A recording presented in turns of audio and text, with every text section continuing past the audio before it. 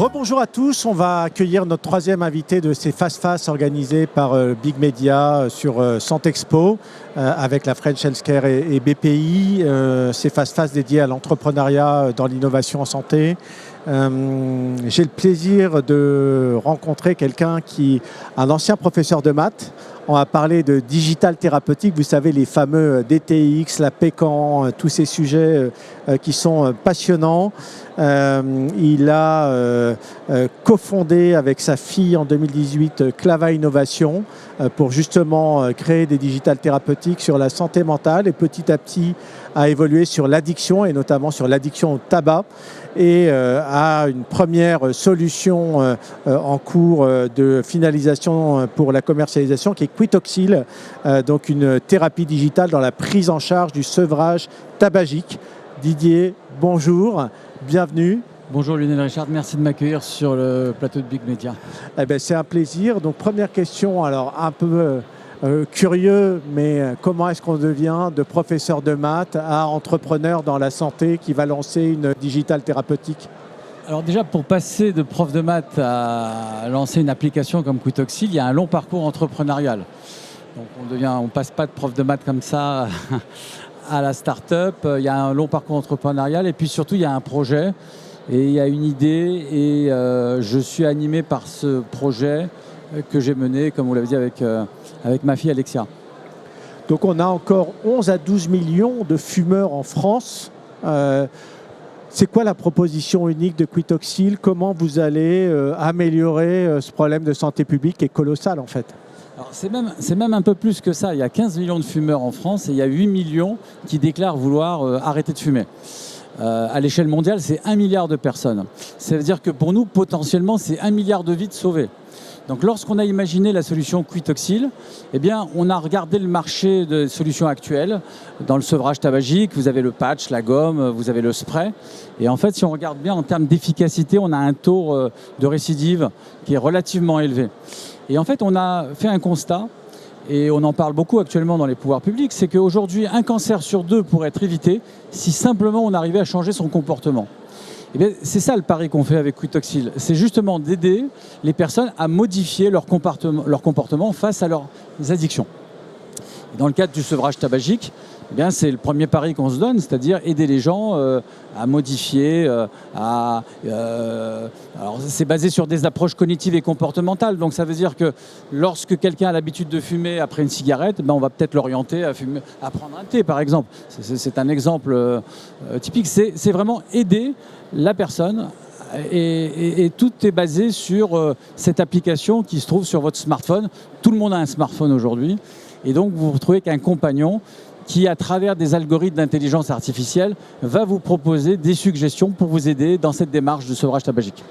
Donc on est vraiment dans une solution de sciences humaines. Romain Guyot parlait tout à l'heure de nudging, de changement de comportement. C'est vraiment la base de votre solution. Comment fonctionne Quitoxil ? Comment il fonctionnera demain ? Alors il y a beaucoup de fonctionnalités. Ça serait vraiment très long de parler de toutes les fonctionnalités. Bon, il y a des fonctionnalités essentielles. Par exemple, pour un fumeur, il sait qu'il a un ressenti à certains moments qui est le craving, l'envie irrépressible de consommer pour une raison ou une autre.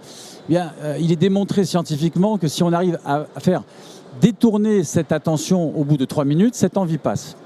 Après, il y a de véritables thérapies, il y a un compagnon, vous avez des suggestions qui sont proposées grâce à des bilans de santé qui sont faits quotidiennement. Et en fonction des réponses que vous donnez, vous allez avoir des suggestions différentes. Et puis, c'est également du digital. Ça veut dire que on a développé une brique qui s'appelle la paire aidance, qu'on retrouve dans tous les hôpitaux aujourd'hui qui font du sevrage tabagique.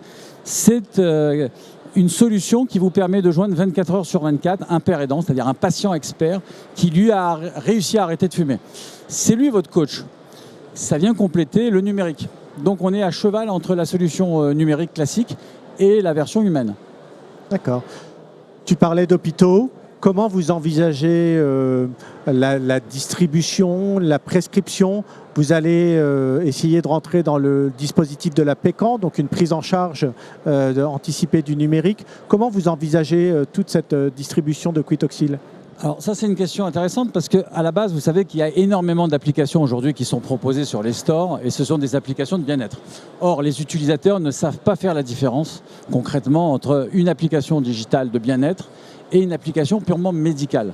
Or, comme vous savez, nous, pour avoir la qualification de thérapie digitale, il faut passer par un parcours qui est très proche du parcours du médicament.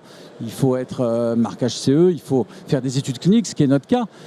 Et donc, on a décidé de lancer la distribution au travers du réseau des pharmaciens. C'est vraiment la brique la plus innovante aujourd'hui parce que je pense qu'on est les premiers dans le monde à proposer une thérapie digitale qui est distribuée en pharmacie. Pourquoi le pharmacien ? Parce que c'est le premier prescripteur. Quand vous voulez arrêter de fumer, vous ne pensez pas spontanément à votre médecin, vous ne vous sentez pas malade véritablement. Vous allez voir votre pharmacien. Le pharmacien va vous aider en disant, voilà, vous avez un patch, une gomme, mais on peut vous proposer une thérapie digitale qui va venir compléter votre traitement médicamenteux. C'est ça le pari qu'on fait. Et donc à partir de septembre, vous allez nous retrouver en pharmacie. Voilà. Et après, dans le cadre du programme PECAN, vous aurez la prescription du médecin. Et du coup, avec cette prescription, vous irez spontanément en pharmacie ou même ailleurs, puisque dans le programme PECAN, il n'y a pas de mode de distribution qui a été suggéré. Vous êtes libre. Le médecin peut vous donner directement votre thérapie digitale sans passer par la pharmacie. Nous, en tout cas, le pari qu'on se donne avec Clavas, c'est de passer par le pharmacien. On croit au pharmacien.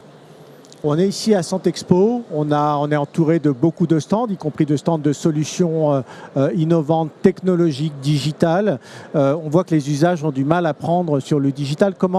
Quel est votre regard là-dessus et comment vous pensez essayer de développer ces usages ? Est-ce que c'est en passant par les professionnels de santé et les pharmaciens ?